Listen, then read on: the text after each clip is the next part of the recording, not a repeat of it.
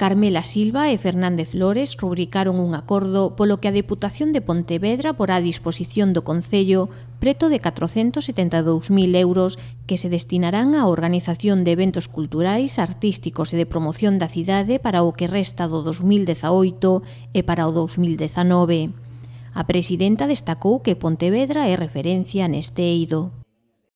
Ninguén dubida que a cidade de Pontevedra é unha referencia na promoción cultural, que este é unha cidade que non só ten sido unha referencia no que ten que ver coa mobilidade, senón tamén con ser unha cidade que se cualifica a sí mesma como unha cidade que promociona a cultura e, polo tanto, para a presidenta da Deputación é un placer, non, firmar convenios que teñen que ver con construir cidades para as persoas. E as cidades para as persoas se construen tamén facilitando que haxa accións culturais e artísticas.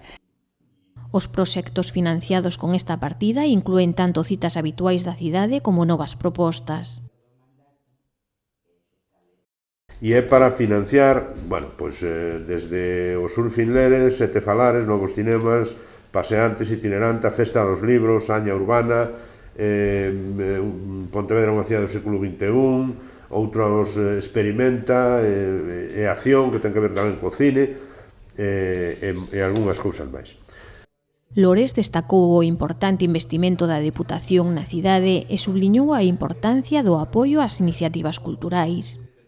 Que é o Concello de Pontevedra, seguindo o seu modelo e os intereses que ten este goberno municipal, o que decide onde se invisten os cargos, non?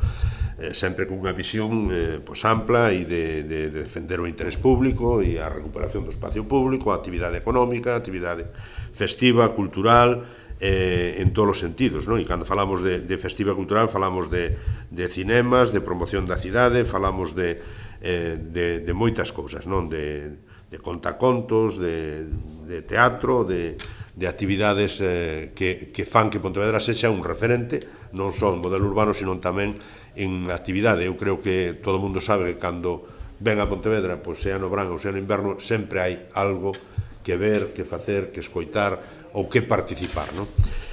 Este convenio xorde dun acordo asinado ao inicio do goberno provincial con Pontevedra que se basea no respecto á autonomía do Concello.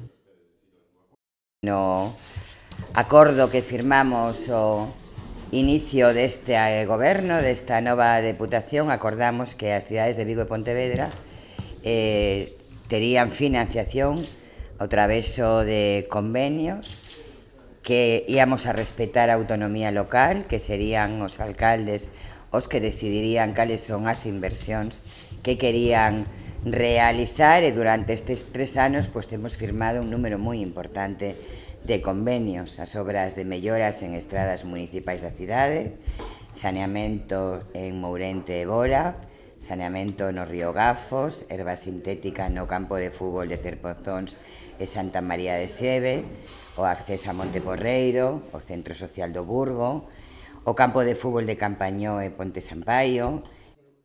Ambos os dous dirixentes destacaron a facilidade de entendemento e diálogo existente para pôr en marcha proxectos conxuntos. Neste senso, adiantaron actuacións de cara ao futuro como son os viais perimetrais de Montecelo, o despregue dos composteiros individuais nas parroquias ou colaboracións no eido deportivo.